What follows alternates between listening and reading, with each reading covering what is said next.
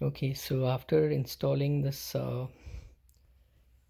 lag nut kind of connector bolt thing on the belt, garage door belt, I'm comparing the length of the belt itself, and I'll compare the placement of the teeth on the belt. The length looks almost the same in comparison with the old belt.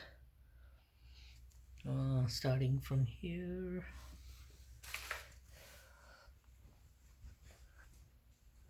this is where the belt was broken, roughly um, halfway through the belt near the gear, which was causing the mechanism to not hold, or the teeth on the gear or the sprocket, and then broken at a few more places. But essentially the length compares, and if I were to measure, it should be 237 inches as per the original spec. I don't know if I should measure because they do compare, so I'll not measure. Also, the teeth, the placement of the teeth,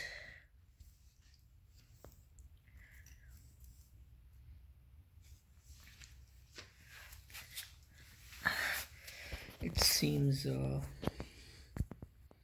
match.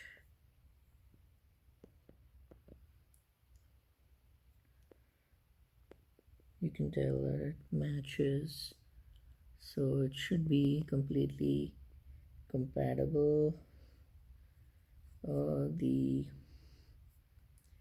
The older one does seem a little more worn out, obviously, as expected, but that's the teeth, comparison of the teeth. So I think this should work, this new belt replacement, and I'll go ahead and make it ready for installation. I'm still waiting for a pulley, the idler pulley, because the belt has to go behind the pulley. Um, but I'll at least place the belt in place, and I'm expecting the pulley. This pulley is broken, probably out of wear and tear.